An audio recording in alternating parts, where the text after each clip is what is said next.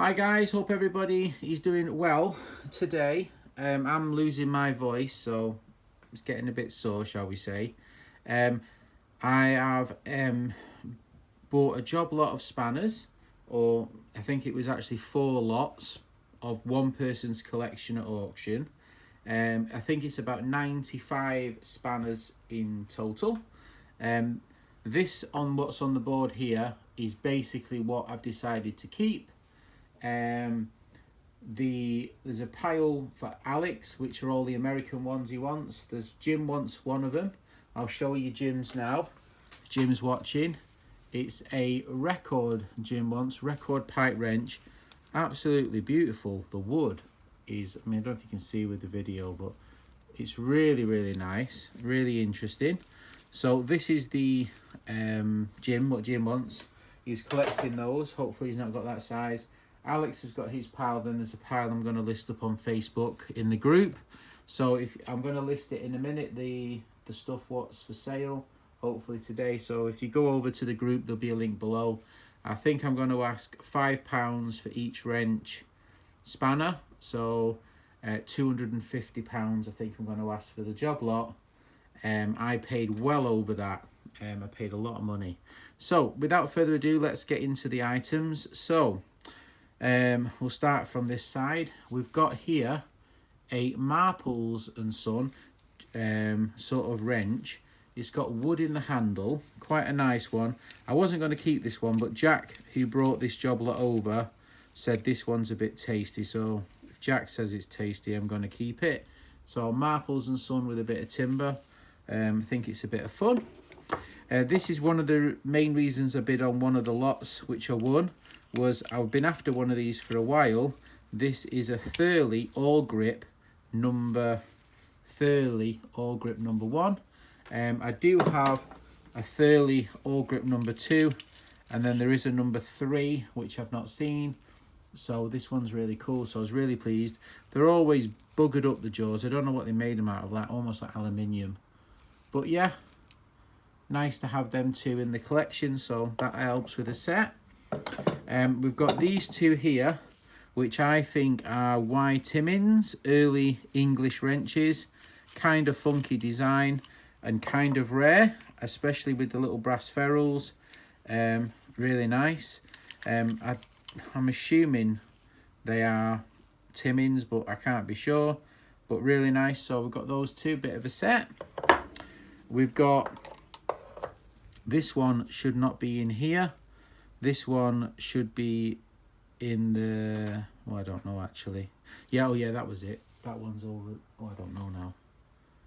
I think this one should be in the swap pile. But anyway, there we go. So that's another Y. Timmins with the screw adapter on the top. Quite nice.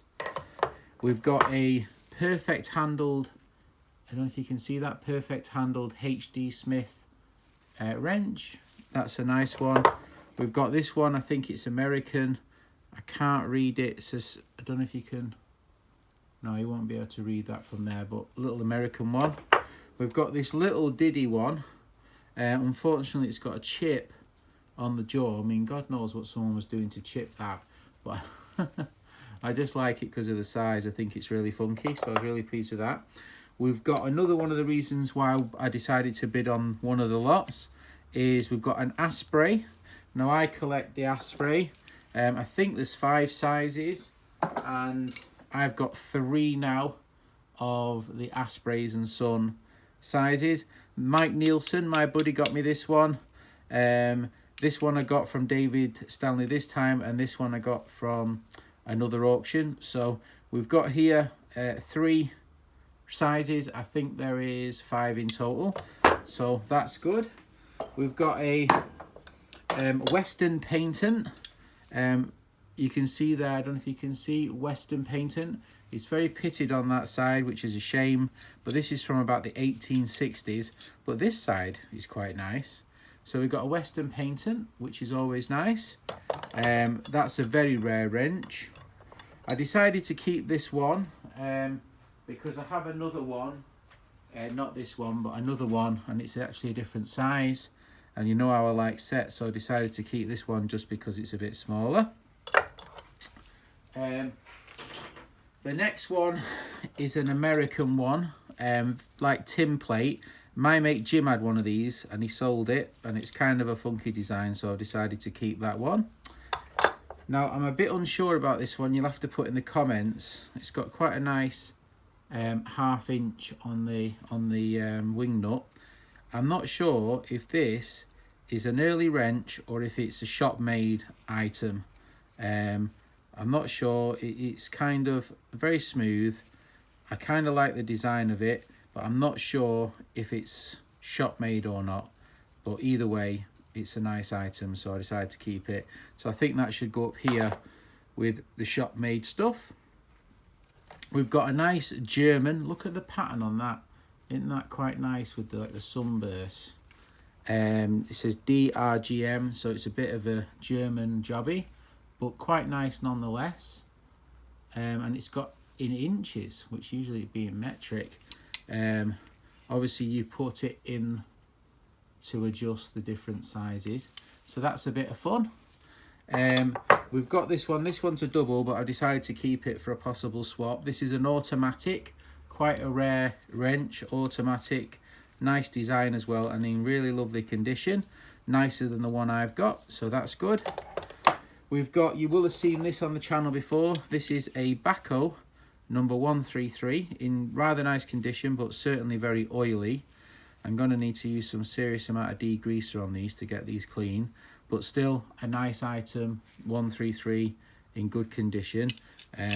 So happy about that. We've got this, I think it's a Zernum, quick adjust.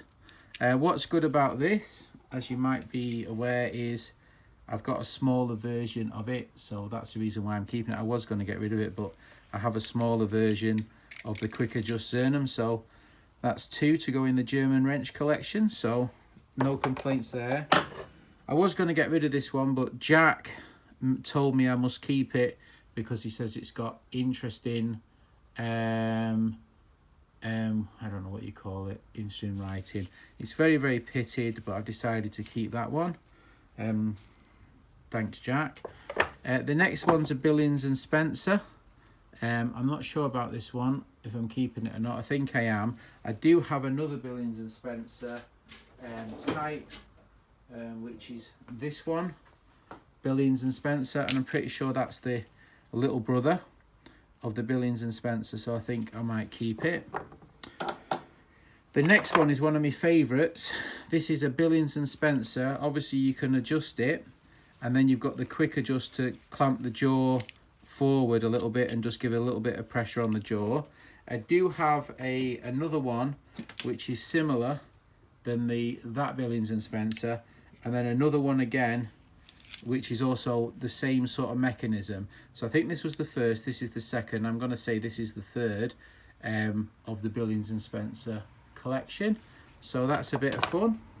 The next one, I think these two are homemade shop projects, and I like homemade things.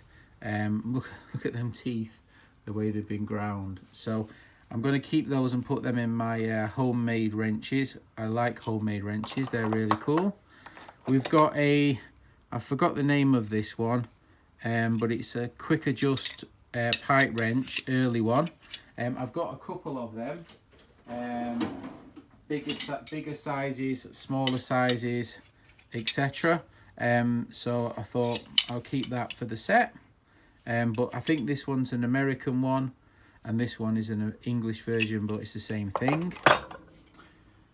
There was a couple of these are like Mossbergs, but it's quite a small size, so I've decided not a Mossberg, a Fritzl, but it's kind of a small size, so I think I might keep that one. I kind of like it. This is another rare one. I forgot the name of it. I think it's Wilson Brooks or something. I can't read it, but it's a very rare early English wrench, just like these two. This is the better items in it. We've got this really cool cam GD number 2. I don't know if you can read that, cam GD number 2. I just like the funny jaw on it. I mean, it amazes me all the different designs there was for adjustable spanners, but that's a nice one. I don't know if it's English. I think it might be foreign, but I like it nonetheless. And then last but not least, we've got these two, and they almost like look like miniatures of like Bemis and Coles, because they're kind of tiny. This one just says foreign on it, and this one just has an S. But they were lovely, and they're in lovely condition, and I love the size. So I was quite pleased with those two. I think they're really nice.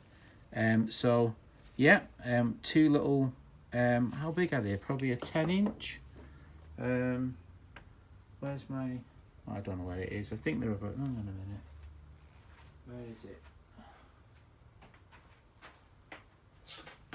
I'm sure none of you are interested, but what the heck. It's they're 9-inch models, so they're a little bit smaller. So that's the first video. I've covered all the items.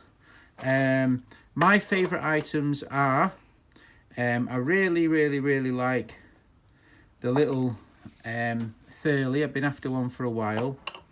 I love the Billings and Spencer. That's a lovely one. But the rarest ones are these three, especially this one, and this one, are the early English type wrenches, 140 years plus old wrenches, or adjustable spanners. So put in the comments. Oh, I forgot to mention this tiny little adjustable. Hey, this has got the same S on it, or an S. You not see? I wonder if maybe it's not quite the same.